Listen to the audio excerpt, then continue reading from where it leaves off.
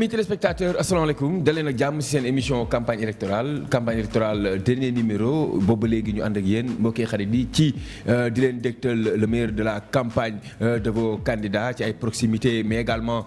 ci seen i meeting wala seen i visite à domicile ak yu ni mel tey nag comme la ñuy war a tëj li nga xamante ne mooy campagne bi demal nañ leen ci goxaat yi seeti li nga xam ne mooy leader yi nga xamante ne ñoo jiite coalition yi ak indil leen li nga xamante ne loolu la ñu def ci noonu nag ci sommaire bi mbokkee xarit yi dinañ wax ci li nga xamante ne mooy meeting ba waa Benno Bokk Yaakaar def fee ca Darou Salaam ak R100 ki ko doon dalal di Mamadou Gningue ka fa jël kàddu di Yankhoba Diattara candidat Benno Bokk Yaakaar ca Thiès-Ville lan la fa wax ci biir yaatal li lay doon bu ñu jógee ci loolu danañ wax également ci ki nga xamante ne mooy docteur Babacar Diop jiite coalition Yewwi Askan Wi moom it kon dalal na équipe bu campagne électorale c'est que ñoom waxtaan bu yaatu ci li nga xamante ne mooy programme Yewwi Askan Wi waaye tamit joxoñ baaraamu tuuma ñi nga xamante ne mooy waa Benno Bokk Yaakaar lan la leen wax ba tey dinañ ci dëkk ni mu gën a yaatoo ci biir yaatal yi ginnaaw loolu dinañu seeti beneen leader boo xamante ne Yewwi Askan Wi la bokk waaye tamit nekkee fee ca zone nord muy Birame Souleye Diop moom nag consultation citoyenne la amal janook askanu waa Médina Fall c'est que ñoom laaj ak tontu lan la waa Médina Fall laajte ci candidat boobule ak lan la leen tontu ci biir yaatal lay doon ñu fas yéene si ànd ak Bintu Mangassa Bintu asalaamaaleykum. maaleykum salaam Mouhamed Diop gannaaw ba ñu la nuyoo pare ñu ngi lay dalal fii si suñu plateau campagne électorale téléspectateur Kajooractu TV ak la Dépêche TV dal leen ak jàmm ci seen beneen numéro émission campagne électorale. Bintu kon ñu fas yéene kon tàmbale faram-fàcce yi ak meetingu Benno Bokk Yaakaar bi nga xamante ne ñi ngi ko doon dalal ca R100 ni leen ko waxee ci sommaire bi Yankhoba Diattara moo fa jël kàddu moom mooy candidat Benno Bokk Yaakaar Thiès-Ville la mu def nag mooy diggee ay financement ñi nga xam mooy jigéen ñi waaye tamit ndaw ñi ngir doon daal di gën a dooleel financement yi nga xamante ne moom wax na ni ministère mu ngi koy waaj a jox ñi nga xam ne mooy askanu Thiès. kii di Mamadou Gningue moo doon amal meeting bi foofu te foofu gis nañ fa teewaayu Yankhoba Diattara te aussi wax na ni jigéen ñi na leen jox lu toll ci 7 milliards bu ko defee ñu mën a financer seeni projet te du am benn caution ak intérêt te aussi mu ngi wax jeunes yi nga xam ne dañoo am projet toll ci 100 000 ba 500 000 dina leen jox 20 millions bu ko defee ñu dem seetaan kii di Yankhoba Diattara bu ñu paree dellu si waat si suñu plateau.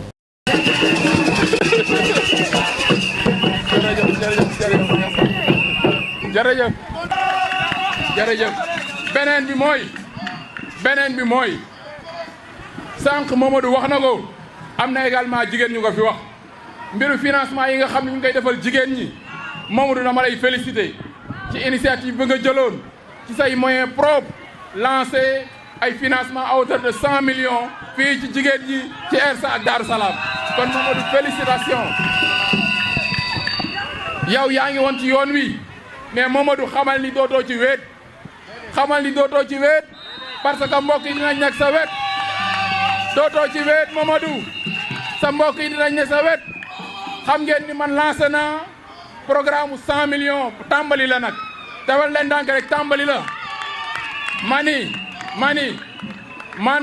100 millions yi 200 groupement laa koy jox 200 groupement béréwul tàmbali la rek bërki dem bu joxe nañ 25 millions fii ak àjjuma dinañ joxewaat beneen 25 wala 50 millions léegi nag may leen ma léegi Mamadou wax na ko may leen ma s'il vous plaît may leen ma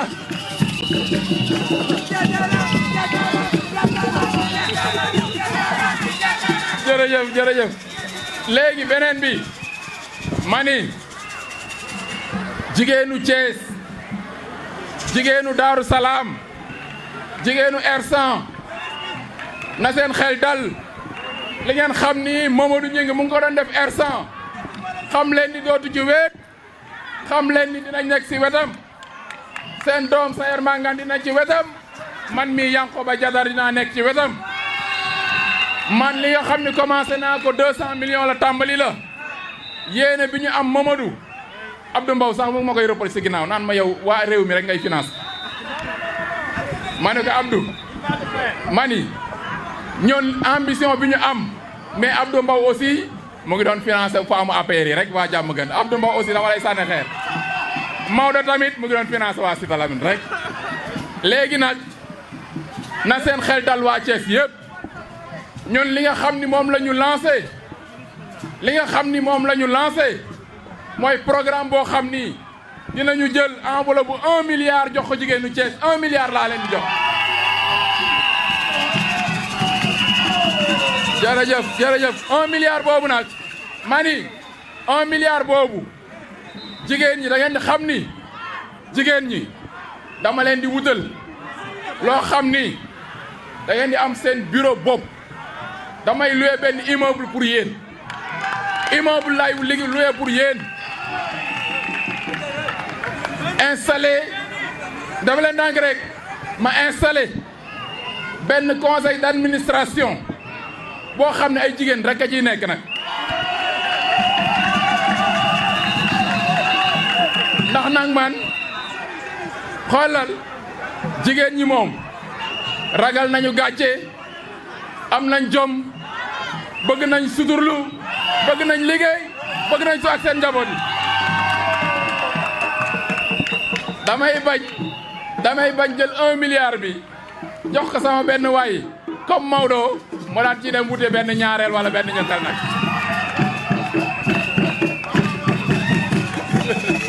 ba tax na dama la xam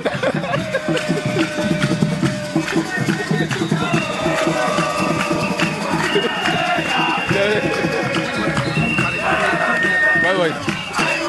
jërëjëf may leen ma ba tax na kon jigéenu R100 jigéenu Daaru Salaam mani financement yi dina egsi financement yi dina ñëw te la ma leen waxoon moo ci nekk man mii maa leen di fayal caution yi du ngeen fay dara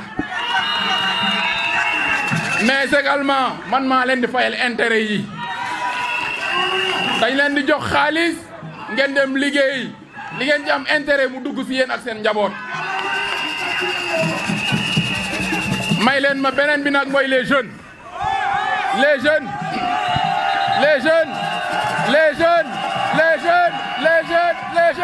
na seen ay daal les jeunes mani yéen waa R100 Daaru Salaam président de la république programme bi nga xam ni may leen ma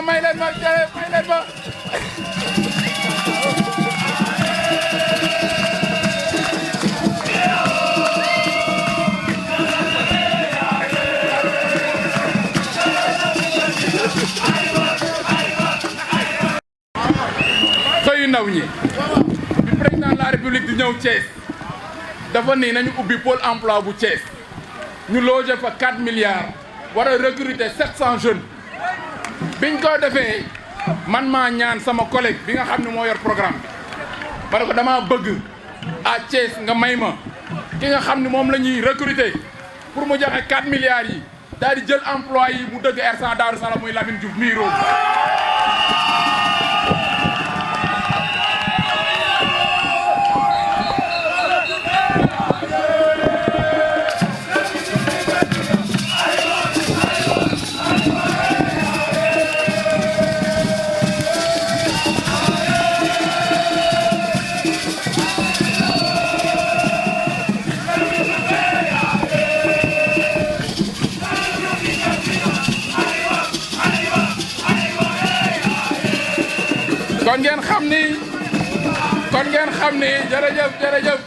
kon ngeen xam ni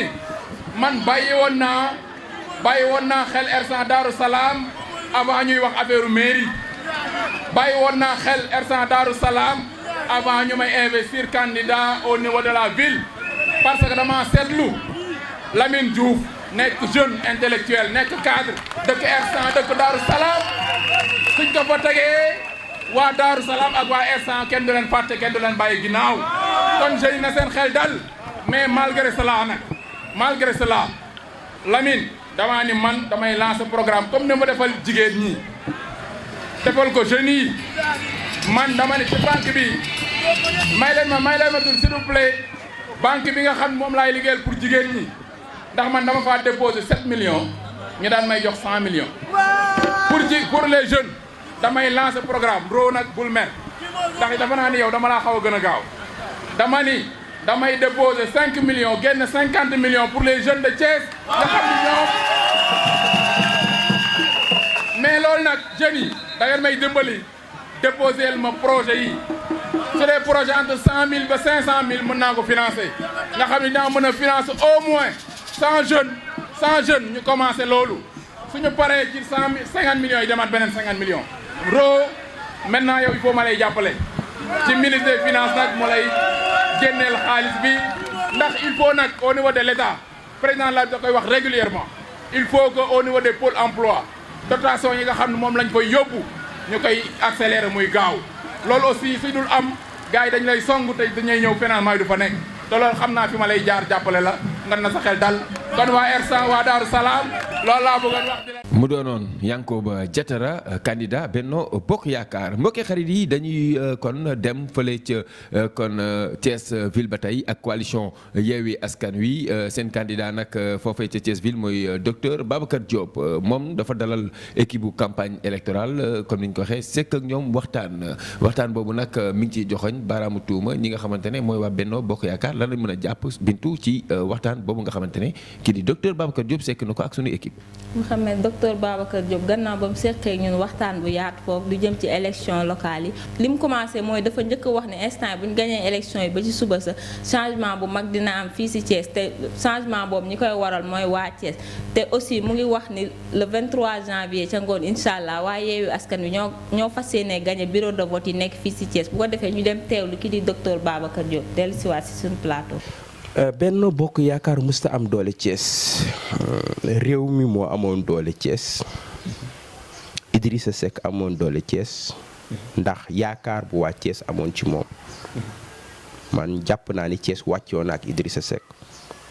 lépp lu Idrissa musa soxla ci ñaar fukki at yu ñu génn Thiès jox na ko ko fépp fu Idrissa Seck soxla waan Thiès féete na ko fa ci jamono bu ne ci waxtu wu ne ci fànn bu ne ci lépp ba li Thiès waroon a def ci Idrissa Seck Thiès matal na ko ba mu mat sëkk waaye Idrissa Seck su fi bàyyee la mu séqoon ak waa Thiès dem joxe boppam ci mburoog soow kon diggal ma ak waa Thiès dagguñu ko moom moo ko dagg baneen bi ma ciy dolli mooy élection bi du élection boo xam ne Idrissa Seck candidat la Idrissa Seck nekkul candidat ci mairie ville nekkul candidat ci conseil départemental xanaa kon waa Thiès am nañu sañ-sañ tànnal ñoom seen bopp maire yi gën ci ñoom te jàpp nañ ni maire yooyu yi gën ci Thiès ci jamono bi waxtu bi ñi ngi coalition Yewwi Askan Wi ñun candidat yi ñu tànn ci Thiès seeni loxo dafa set ku ci nekk dañ laa càmbar dañ laa seet ci sa taxawaay ci sam njàng ci sa jëf soo demee Thiès Nord Birame Souleye Diop numéro 2 bu Pastef mooy suñu candidat c'est le meilleur candidat meilleur profil ci ñi nekk Thiès Nord yépp boo demee Thiès Est maître Ousmane Diagne mooy suñu candidat c'est le meilleur profil ci candidat yi nekk Thiès Est yépp soo demee Thiès Ouest docteur Mamadou Djité bu parti Serigne Mouhamadou Moustapha Sy mooy suñu candidat ville de Thiès docteur Babacar Diop ñun suñuy candidat dañ leen a seet seen loxo set ñu def Thiès yépp seeti ndaw ñi seeti xale yi seeti jigéen ñi commerçant yi mouvement sportif les étudiants les artisans les commerçants kilifa diine kilifa aada les maîtres coraniques dem dans les quartiers populaires partout mais fépp fu ñu dem gis nañ yaakaar bu askanu Thiès am ci coalition Yewwi Askan Wi ak ñi jiite coalition Yewwi Askan Wi ñu bëgg a yeewi Thiès ndax pendant ñaar fukki at am na ku yoroon titre foncier Thiès mais titre foncier boobu ñun dañ koo bëgg a jënd xam nga ci lu ñu koy jënde ci ngor ci dignité ci fulla ci fayda ci fonk Thiès ci bëgg Thiès ci bëgg a liggéeyal Thiès ci nekk Baay Faalu Thiès Thiès jaral ñu lépp ba ñu tudd suñu projet Thiès ba jeex ci fulla ak fayda googu ci la ñuy jënd titre foncier boobu ñu teg ko ci coalition Yewwi Askan Wi à partir du dimanche 23 janvier titre foncier boobu dina génn ci loxo Idriss Seck dugg ci suñu loxo loolu ñun ñoo la ko wax ca incha allah li ci des soreetu. maa leen ko wax ay changement yu mag dina am biir Thiès muy ay kàddu docteur Babacar Diop ba tey coalition Yewwi Askan Wi ci la ñuy desandi ak beneen candidat boo xamante ne Thiès Nord la nekk muy Birame Souleye Diop moom nag dafa kon dajeek askanu Medina Fall sekk ak ñoom laaj ak tontu ci li nga xamante ne mooy li waral mu samp ndëndam ci élection yile Bintu lan lañ mën a jàpp ci waxtaan woowule. moom déjà inspecteur des impôts et domaines la gannaaw ba mu jëlee kàddu foofu wax na lu bari lu jëm ci changement yi nga xam ne waa zone nord soxla nañ ko te aussi mu ngi wax ne bis bu ñu ko defee maire lépp dina leer ci lu jëm ci foncier parce que instant yi maire sortant ba fa nekk dafa jàpp suuf si saaxee ko def ci lu ko neex te moom dafa bëgg a delloo suuf soos ñi nga xam ne ñoo ko yellool muy waa zone nord bu ko defee ñu dem teewlu kii di Birame Souleye dellu si waat si suñu plateau. lii dafa nekk loo xam ne lii képp ku bëgg a nekk maire war ngaa nangu subir lii nii. dama wax ni bettuñu xëy na ñi fi jaar ñoo xamul lan mooy Madina Fall waaye ci wàllu diine ak ci wàllu xam-xam bi nasaraan di jàngale Madina Fall jox nañu suffisamment de profil pour développer et Madina Fall et la commune de Thiès Nord et toute la région de Thiès. kon bu ñu ñëwee tombé ci ñu nañu ñu jam ñu ci yii day joxe confirmation de li nga xam ñun xamoon nañ ko ba noppi waaye bala ñuy tontu ci lii effectivement dafa am benn question bu ñëw ñaari yoon kan mooy Birame Souleye yéen a ngi may demander bi mooy la question la plus difficile parce que da ngaa bëgg a nekk maire kaay wax ma ci sa bopp amul kenn kuñ naan kaay nga nekk maire muy jaaykatu suuf mu ñëw naan leen jaaykatu suuf laa maanaam Lamine Diallo boo ko woon ne fu kaay wax ma yaay kan du la ni jaaykatu suuf laa du la ni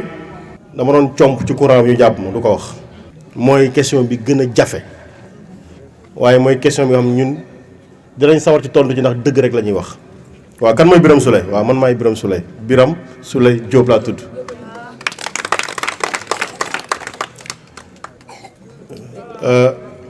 fii laa juddoo fii laa màggee ndax Kër Momalaaj laa juddoo tax kaw laa màggee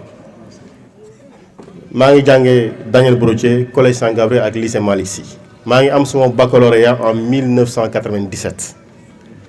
sama jury maa fa nekkoon major avec une mention mooy li ma yóbbu université Gaston Berger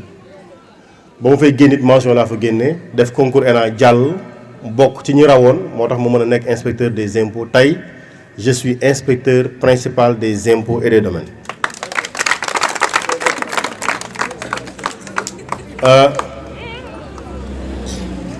Service technique yi nekk impôt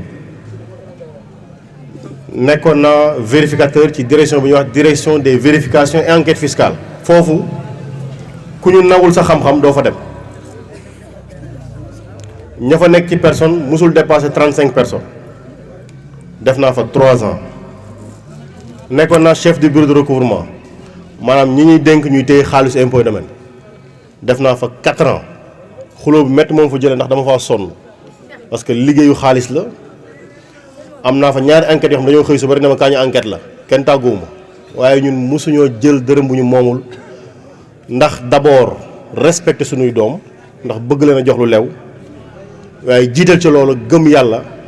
ba pare respecté waa kër Alaaji Ahmed Ndiéguène mi nga xam ne bëgguñ ñu tudd ñu ci dara ne surtout Alaaji Ahmed Ndiéguène moo def njombe fasuñu ko yéene.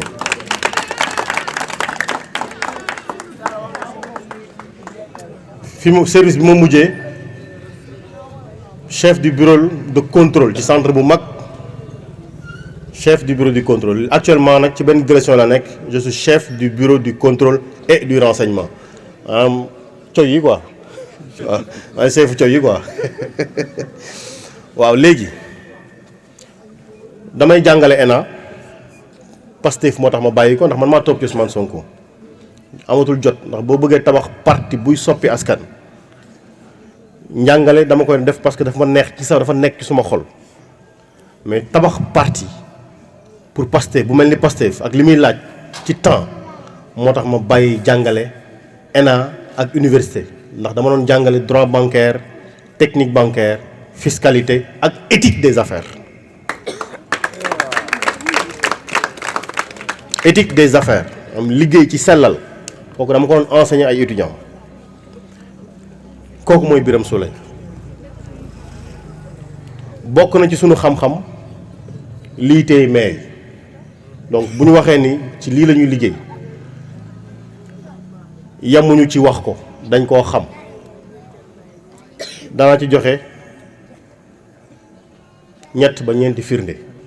dama leen di laaj man xam naa ni ku dawal motoom ci kaw tali bi wala oto ci kaw tali bii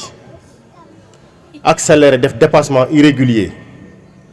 bu ko policier bi taxaw fi ci bopp tali bi taxawloo ne ko kaay nga fay contravention bu fekkoon contravention bi 1000 francs la contravention 1000 francs amul contravention 3000 la 6000 12000 damay jox exemple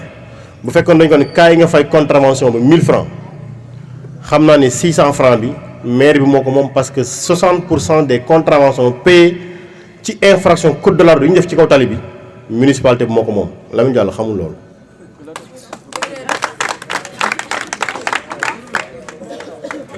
camion bi yàpp këriñ jóge Tamba ñëw ba fii douane jàpp ko bu ñu ko defalee amende bu 10 000 francs 2500 francs bi municipalité bi moo ko moom loolu ñaata la toll ci xaalis bu ñu waroon a jëli te jëliwuñ ko. est-ce que xam nga ñaata nit ñooy fay courant ci Madina Fall facture bu ñu mënta fay ci Madina Fall mairie bi am na ci 3,5% maanaam kër gu 2,5% maanaam kër gu ne boo amee facture 10 000 francs ci courant 250 francs ba mairie ba moo ko moom. par mois par facture. noonu la ci ndox mi. xaalis boobu yëpp mi ngi tëdd di nelaw kenn demul laaji ko ñun damay avertir waa Senelec nag di avertir waa SDE ñun municipalité bii bi ñu ñëwee dañoo fas yéene ubbi contentieux ca loola ba xaalis ba fa tëdd yëpp te meewu Thiès noonu moom ko ñu jëli ko delloo ko ci Madina Fall Jaxaaw Kawsara Taaxi Kaw kooku moom dama koy wax ndax xam nañu day am parce que bu ñu taxawee fii ne ndox amu fi fii ci Madina Fall ndox amu fi éclairage public amu fi ba nit ñi di cotiser di ko defal seen bopp jaaduwul parce que dafa bokk ci liggéeyu maire danaa ci ñëw léegi ci benn question dafa bokk ci liggéeyu maire bi ndax cadre de vie mooy nit ñi ni ñuy nekkee ci nekkin wu ñoŋ kooku jarul ñu naan la courant ca la bokk ndax courant ca la bokk jarul ñu naan la ndox ca la bokk ndax ndox ca la bokk xël nga fii li ngeen wax bu ngeen fa demee foofu ay butéel ndox la ñuy teg oto moo fay jaar di maye ndox nit ñi duñ nelaw guddi ndax di xaar ndox mu yegsi. mu nekkoon Birame Souleye Diop benn ci candidat wu coalition Yewwi Askan Wi mbokk ak xarit yi kàddoom yooyu le mooy ndar képp li nga xamante ne mooy seen dernier numéro campagne électorale waaye li ñuy wax lu jiba jeexul jigu fa dinañu ñëwaat ci beneen anam ëllëg mooy defal leen débriefingu campagne électorale bi ak suñu équipe soxna Bintu ça a été un plaisir ñu ànd ci li nga xamante ne mooy présentation wu li nga xamante ne mooy émission bii di campagne électorale. Tout le plaisir est partagé Mouhamed Diop kon donc téléspectateur la Dépêche TV ak Kadior TV ñu ngi leen di sant di leen gërëm depuis bi ñu commencé émission campagne électorale boobu ba léegi yéen a ngi fi yéen a ngi jàpp te aussi ñu ngi leen di jox dig daje suba incha allah si beneen numéro boobu te spécial élection locale lay tudd fii ci Kadioractu TV ak la Dépêche TV on vous remercie. ñu ngi koy jaajëfal bu baax a baax Bintou Mangassa ça a été un plaisir un réel plaisir ñu ànd ak moom ci co-présenté li nga xamante ne mooy seen émission campagne électorale mais également ça a été un plaisir d'être au devant de la scène di liggéey ak équipe bu mag bi nga xam ne gis ñu leen au devant ñu mun cee wax ki nga xamante ne mooy Aliou Diakhaté nekk producteur de l'émission mais également Mbaye Dione ñuy jaajëfal également Soxna Khady ak équipe technique bi yëpp bi nga xamante ne ñoo ànd ci réalisation wu émission campagne électorale électorale di leen wax ni kon mbokkee xarit yi xaar leen ëllëg li nga xam ne mooy le débriefing de la campagne de toutes les coalitions de tous les leaders nan lañ amalee seen i campagne ci nan lañ koo taxawalee lan mooy tendance yi nga xam dessiné wu après 15 jours de campagne fii lay doon ci biir seen chaîne La Dépêche TV ak Kajoor Actu TV bu leen ko tardé bu ko kenn wutee d'ici là portez-vous bien, au revoir.